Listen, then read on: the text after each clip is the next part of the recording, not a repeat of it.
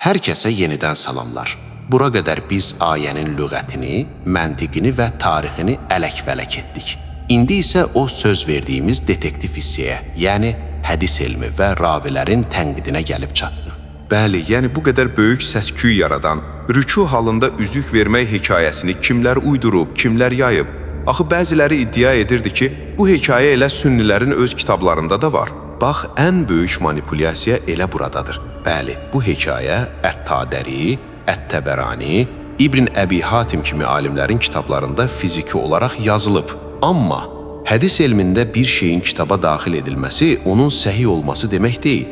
Əsas olan isnaddır, yəni o hekayəni danışan adamların zənciri. Təbii, bəs o zəncirləri yoxlayanda nə ortaya çıxır? Dəhşətli bir mənzərə.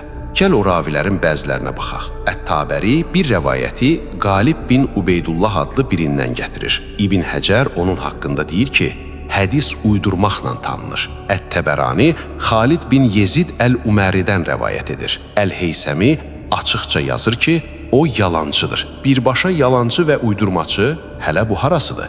İbn Mərdəveyh rəvayəti Əd-Dəqqaq İbn Abbasdan rəvayət edir. Halbuki alimlər tarixi olaraq sübut ediblər ki, Əd-Dəqqaq İbn Abbası heç vaxt görməyib. Yəni zəncir qopuqdur. Məhz buna görə də böyük müfəssir İbn Kəsir bütün bu rəvayətləri sıraladıqdan sonra yekun vuraraq deyir ki, bunlardan heç biri sənədlərinin zəifliyinə və ravilərinin məchul olmasına görə səhih deyildi. Sünni mənbələrindəki vəziyyət tamamilə aydın oldu.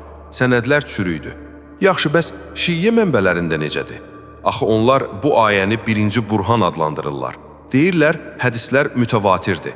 Onların öz kitablarında yəqin ki, qüsursuz səhih sənədlər var. Düzü, sən də belə düşünərdin, eləmi? İndi isə hazırlaş, sənə ən böyük tarixi etirafı oxuyacam. Müasir şiə hədis alimlərinin ən böyüklərindən biri olan Muhammed Asif Əl-Muhsini özünün Məşraatul Bihar Əl-Ənvar kitabının 2-ci cildi 85-ci səhifəsində nə yazır bilirsən? Nə yazır? O yazır ki, bu babda bizim rəvayət yolları ilə gəlmiş, sənəd baxımından mötəbər bir rəvayət yoxdur. Nə?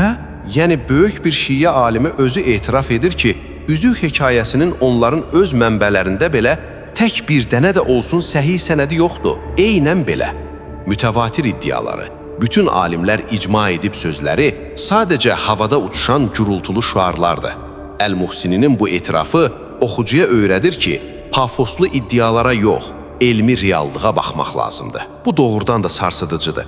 Lüğəvi məna uymur, məntiq və hüquq rədd edir, sünni mənbələrində yalançılarla doludur və şiə alimi özü bizdə də səhih sənəd yoxdur deyir. Bəs onda bu ayə əslində kimin barəsində, hansı hadisə üzərinə nazil olub? Və şiə alimləri hələ də bu ayədən əz çəkmirlər. Çünki onlar sonuncu bir metoda, yəni gizli nas metoduna sığınmağa məcbur oldular. Ayənin əsl tarixçəsinə gəldikdə isə, o Abdullah bin Salamla bağlı möhtəşəm bir hadisədir. Gəl, bu nəhəng mövzunu 8-ci və sonuncu hissəmizdə bağlayaq.